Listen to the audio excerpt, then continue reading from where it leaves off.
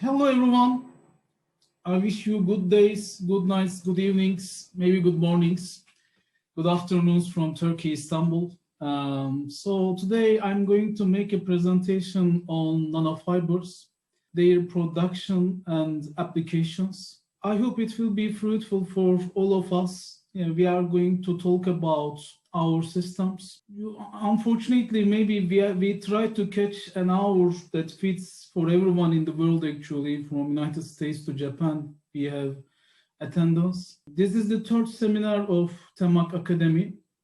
We are very proud of that. We want to share our knowledge, expertise with our friends globally.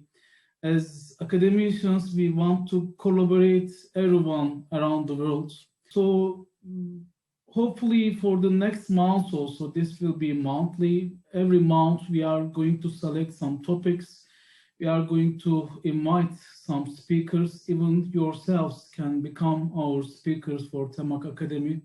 And we are going to give information about our expertise plus our infrastructure.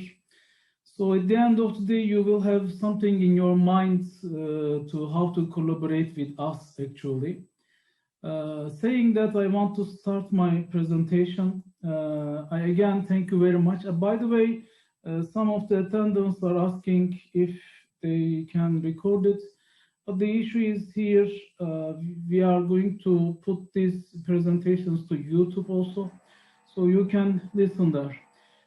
So welcome again. I am an associate professor from Istanbul Technical University and also deputy manager of Temag Labs. Temag stands for the Textile Materials and Machinery Research Group. So considering some advanced textile materials, most of them are technical textiles materials. We are producing them, we are producing those of the materials plus somehow designing and manufacturing the required machinery for that purpose. Here you see my outline. I'm going to talk briefly about nanofibers, their production techniques, and there are many areas actually. You may find that this is kind of limited, maybe, but we have limited time. So due to that reason, today we are going to talk about 5 different applications. I will try to summarize which factors which makes nanofibers unique for those of the applications.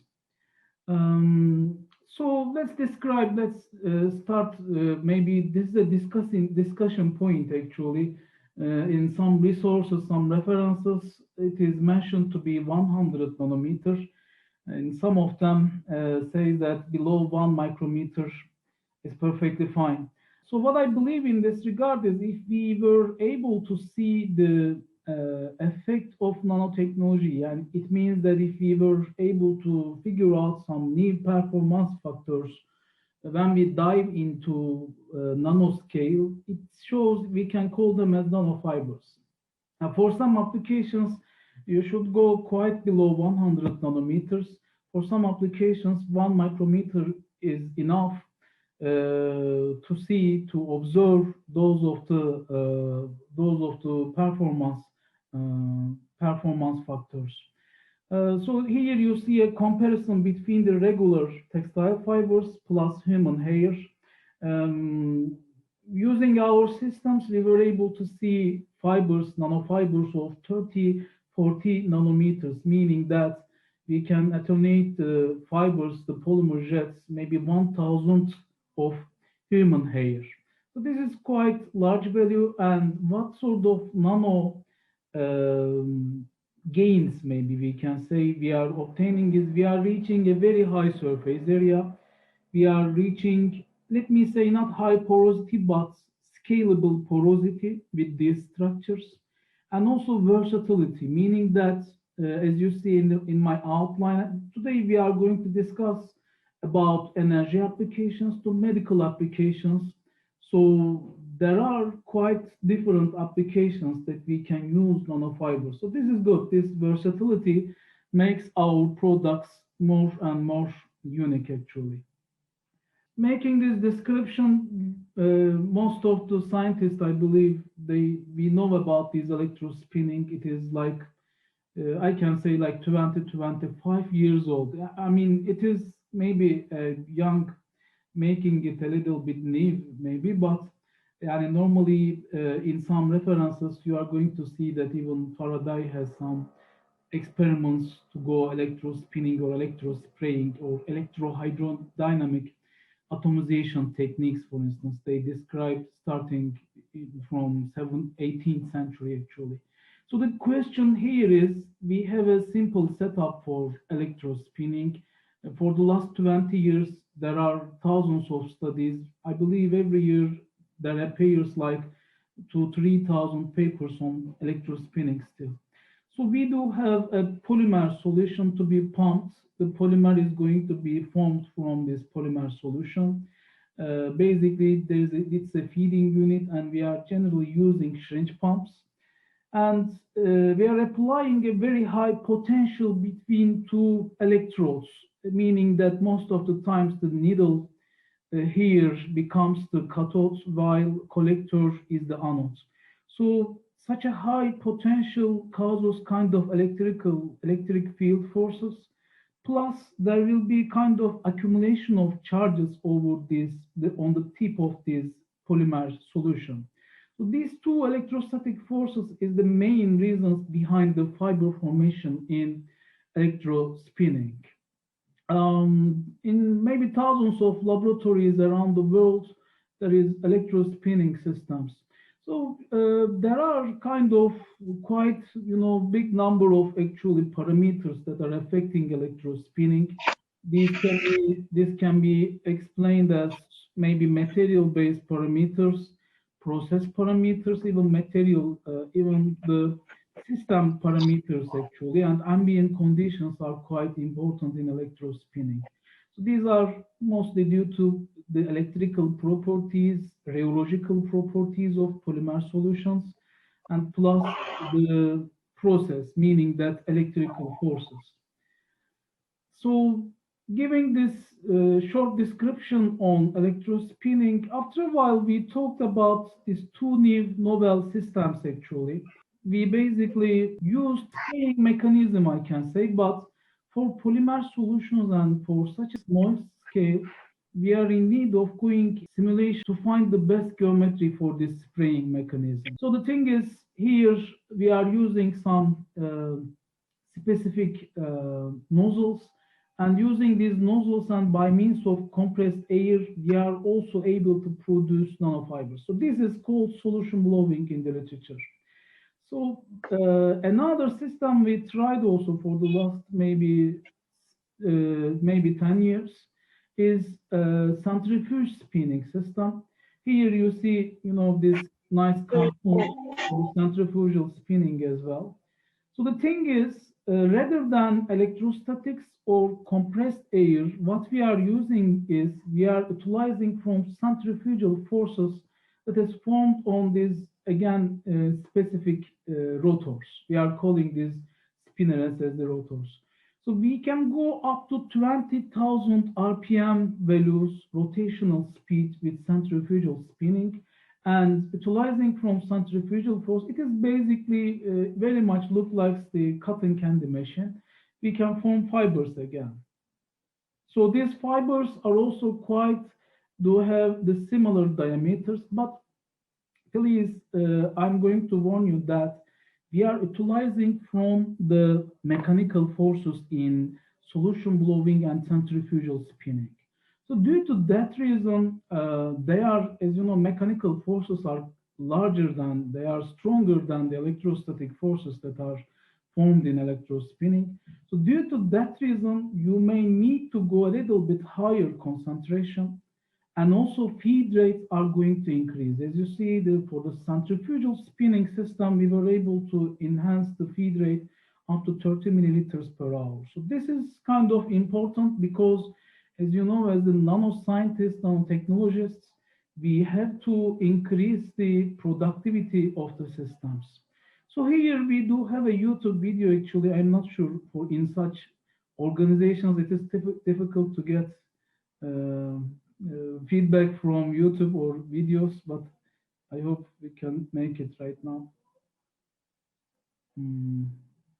Yeah, here we are going to make this. I believe this cartoon is going to show it better than myself. So we have to make a uniform surface. So due to that reason, we are applying it. Here you see the rate of the system. I mean, nanofibers are spun at really high productivity here, as you see, around 10 milliliter per hour. So the second system, nanocentrino, which utilizes from centrifugal forces. This cartoon explains better than myself, I believe.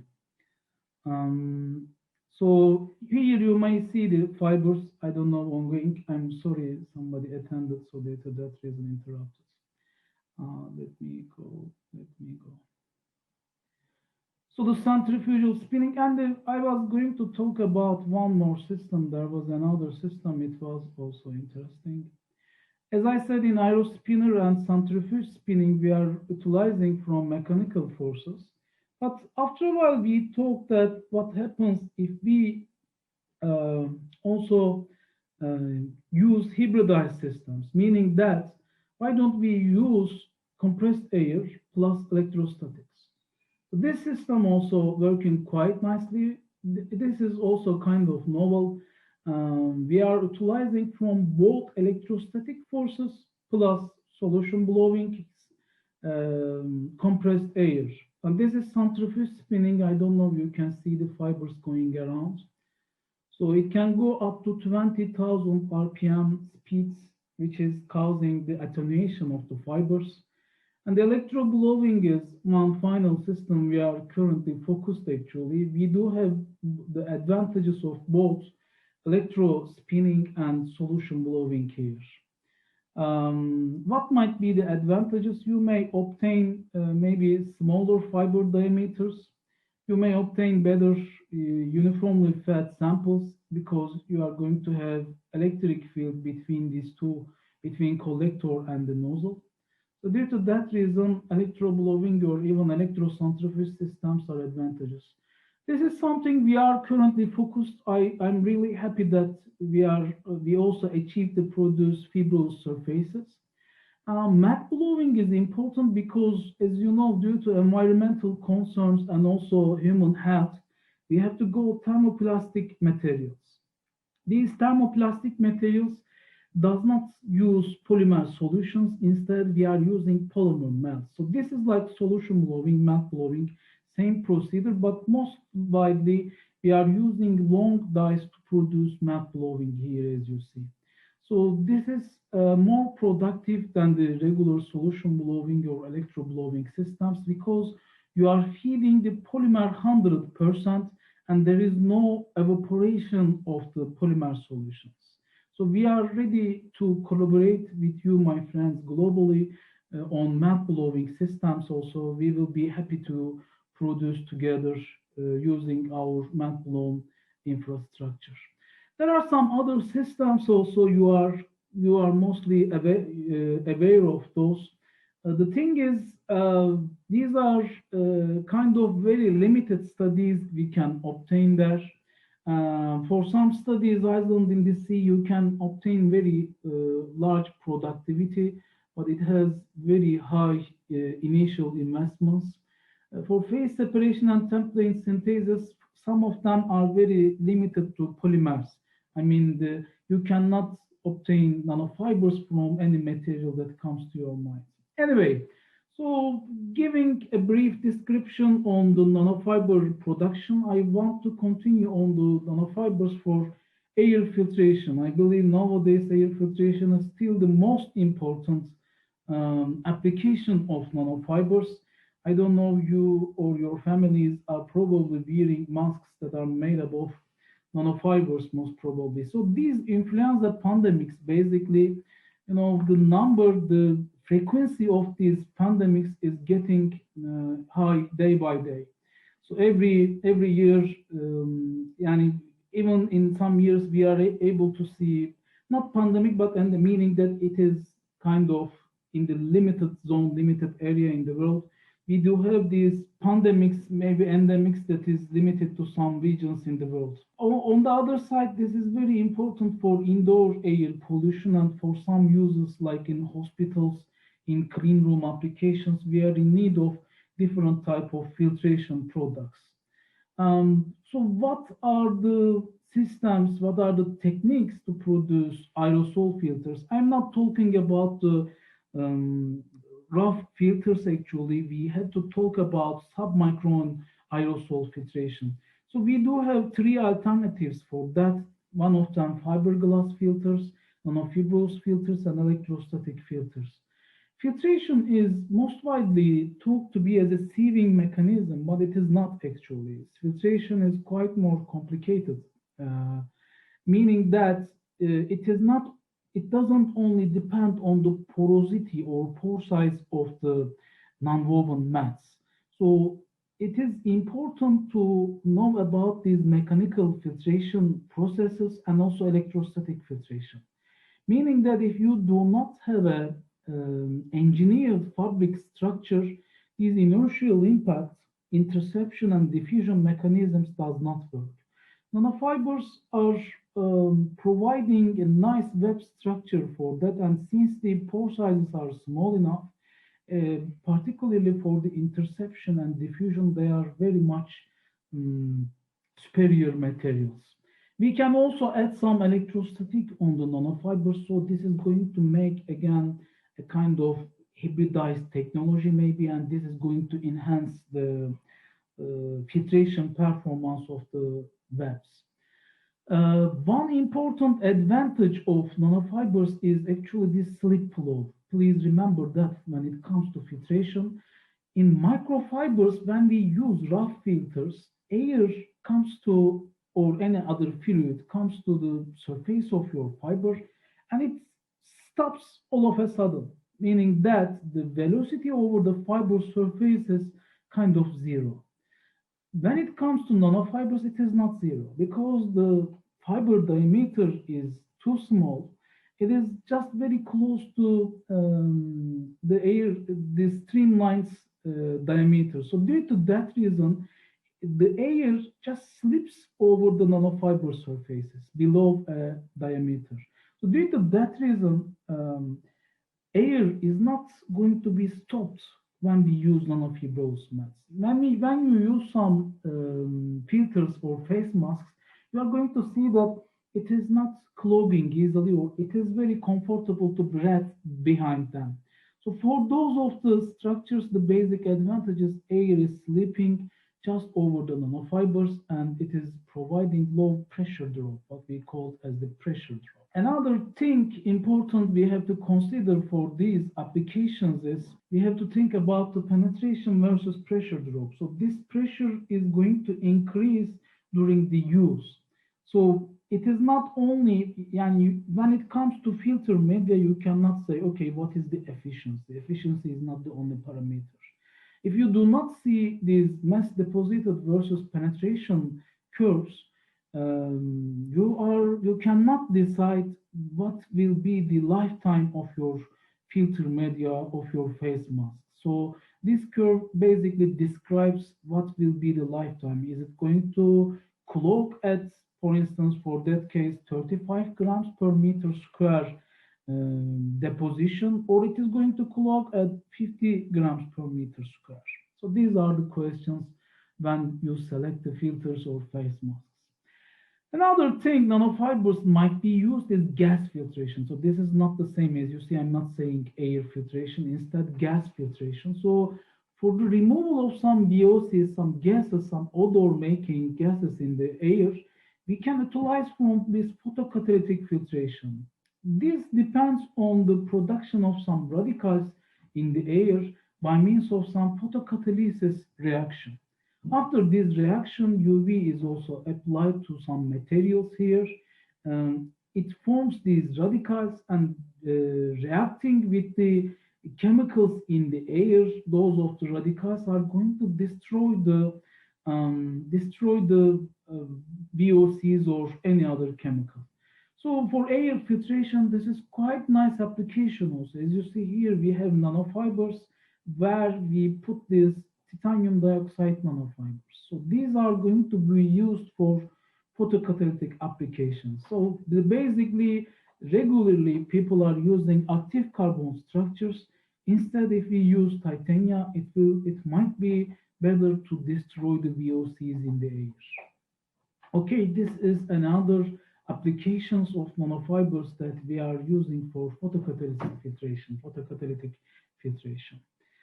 So filtration is really a large area actually. We can include the water filtration also, but generally for those of the cases we are talking about separation, meaning that we are not saying air filters, but water membranes. So this time we are going to talk about membranes.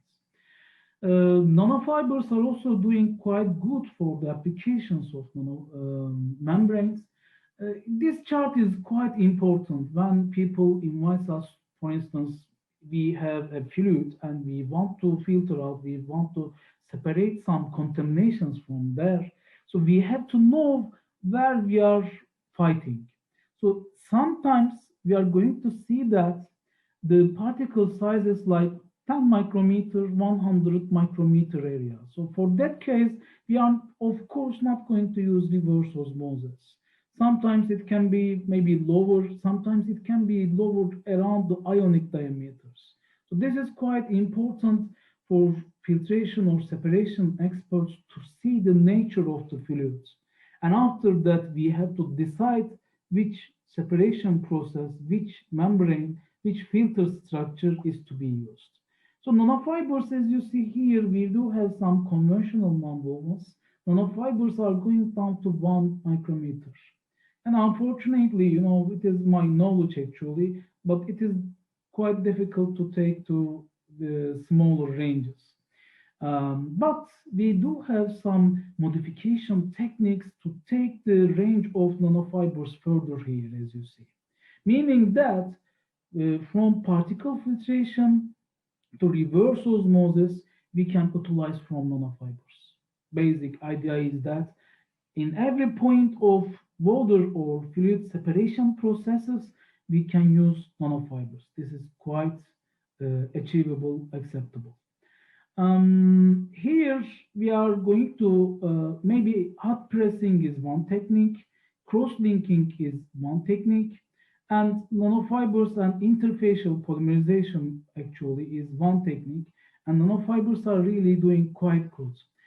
The basic advantage for such membrane applications is nanofiber supports are going to stand between the nonwoven substrate and this membrane thin film layer.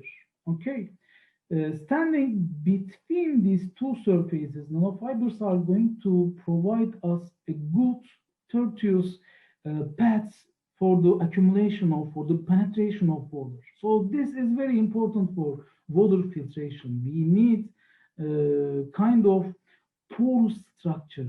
If it is not porous, after this thin film, if it is not porous, we cannot obtain good water penetration values. Meaning, this is generally explained as the flux values of the flux rejection curves of the membrane. So due to that reason, nanofibers are interesting. I'm going to share some graphs also. You are going to see that. Here you see we do have some thin film layer, which is also formed from, even PVA is working quite good when you go for UV curing, because it is going to form a good membrane structure. And on the other side, there will be a nanofibrous substrate, which is really porous, and this is going to accept the accumulation of the water, which is really important for ultrafiltration, nanofiltration purposes. Here you see some graphs. Actually, I really love this. This result is really nice because, as you see, the flux value is for regular. This is a kind of very widely used UF membrane. It should be, as far as I remember. The flux is quite low, while when you go for nanofibrous layers, we can increase it up to maybe like 30–40% easily. So this is quite nice, quite large values, my friends. So nanofibers are really nice in this regard for this separation purposes. Another thing important is again, people are looking for different applications. I mean, these are really not limited. For instance, last time I saw about membrane distillation, there are really quite interesting works that again, it increases the flux values of the membrane distillators. Another thing, again, we are very much working is this photocatalytic reactions. This is also interesting that for some of the contaminants, I mean, we are a little bit limited, but these dissolved contaminants, especially in the water, might be removed using photocatalytic reactions again. These photocatalyst powders are generally, most widely, they are in powder form. The thing is, if I put it, for instance, imagine I have a pool like that, and this is all contaminated water. If I put this photocatalyst powder directly, it is going to cause particulate contamination, which I do not want.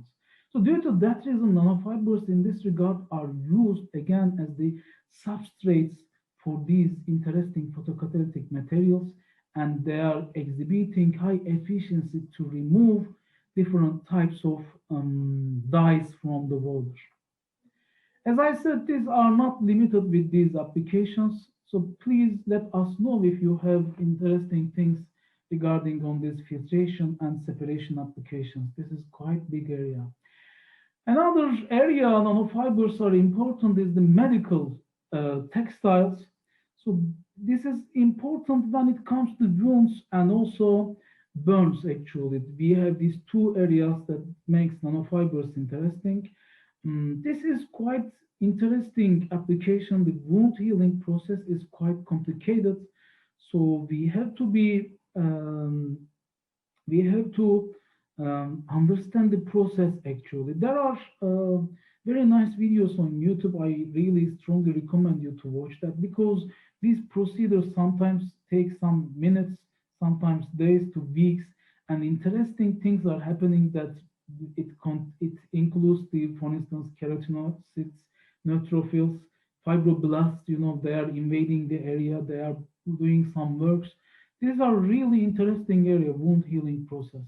So all during this process, I mean, when we do have a wound, nanofibers might find application actually, from starting from the hemostasis to maybe proliferation, maturation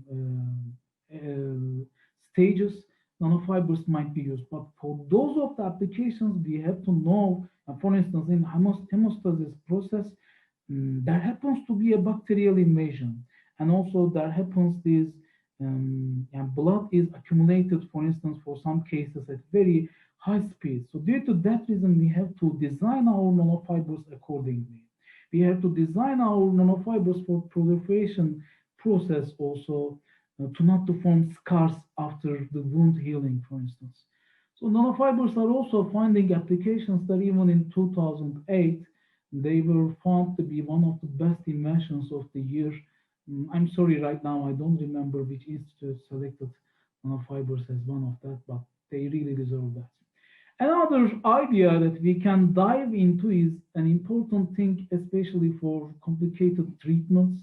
For some drugs, it is we want to target, we want to make targeted drug delivery. We want the drugs to be dissolved in, for instance, basic or acidic conditions.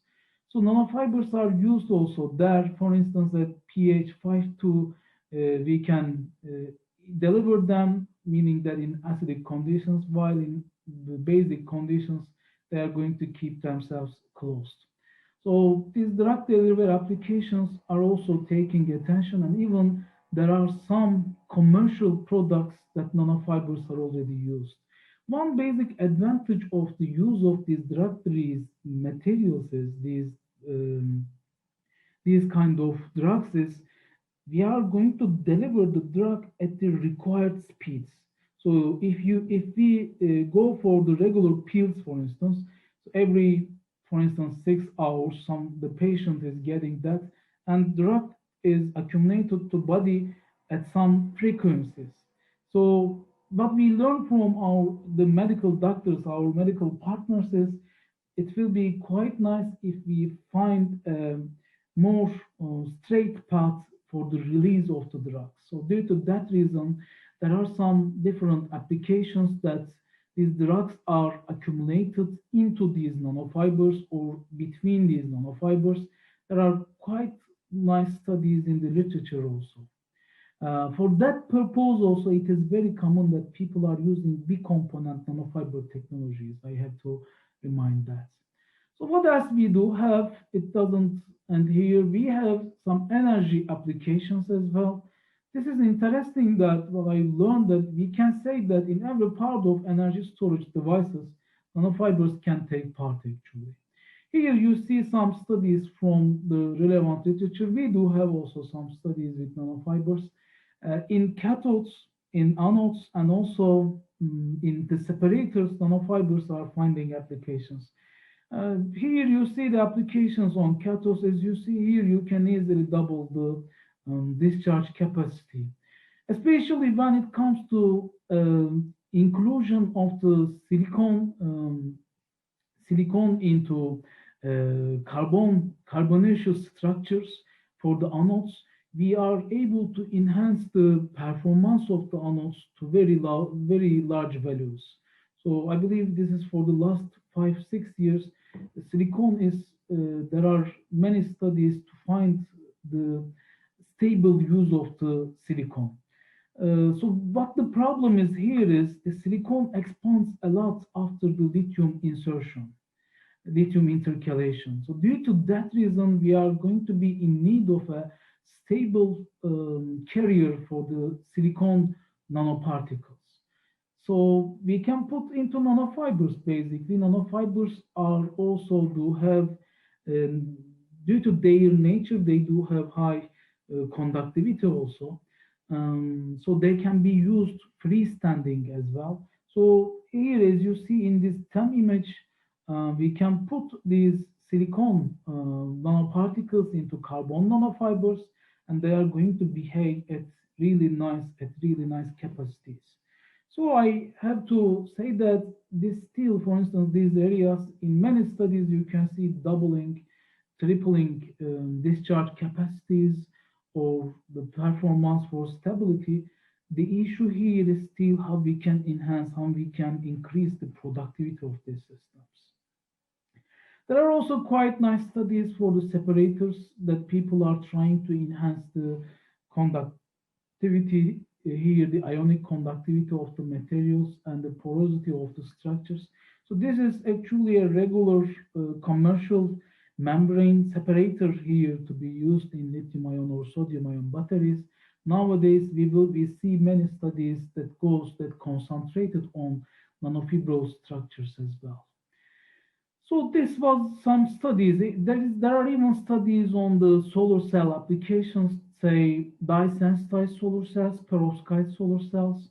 And also there are some, I'm calling that as performance applications, but I believe this is time to separate them, categorize them separately as well. For instance, this is a product from a company. Due to the porosity of the nice porosity of the nanofibrous mats, we can produce superior allergen protection against these mites. We can produce anti-mite properties, for instance, for some sheets, for some textiles, actually, for home textiles. Another thing interesting is actually for food safety. This is quite critical, maybe as serious as the filter media nowadays, because food supply chain is getting important. So there are some studies, especially for instance for this study I believe in a master thesis. This is a part of chicken cut, and they are keeping for a while, for about 12 days after coating with nanofibers and without coating. Starting from the first day, the chicken cuts are getting destroyed by the bacteria, while the nanofiber coating is working quite nicely for the chicken cuts. Another interesting thing is, as I said to you, food supply chain is getting crazy important. For instance, our friends, OHAN co-workers, for instance, use these nanofibrous sensors to show that this food, this fish, is always protected in the frozen chain. So as you know, there shouldn't be any problem for some products, otherwise they produce toxic chemicals inside.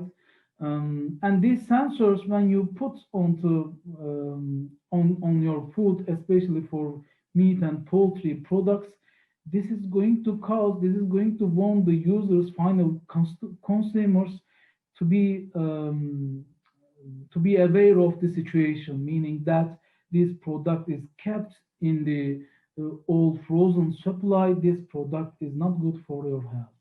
So these are really nice studies published very recently. Another thing important is actually, as you scientists are aware, the use of nanofibers in agricultural activities. These are called as agrotextiles. So these are to be used for protecting plants against greenhouse effects for some cold circumstances, or even the change in the night and day shifts of the temperature. There is In some regions of the world, there is quite big difference in the temperatures, and people are using these nanofibrous mats to cover the plants. And also they are, I believe, quite advantageous for the pesticide delivery. As I said, there are really interesting studies. I really like them. Some of them mimic from the nature. Here, as you see, some scientists, biologists especially, they are very much concentrated on observations in the nature. So in these spider webs, they obtain that these spindle knot joints here are quite nice to capture the water from the fog inside the air. So due to that reason, some our colleagues, they talked about uh, producing a system like the spindle knot joints in the cribellate spider.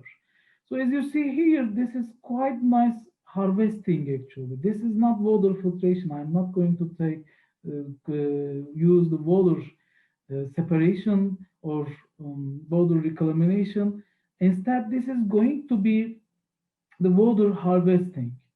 Another interesting animal that helps us is these Namib desert beetles. So the thing is, it has a very interesting surface topology plus surface chemistry.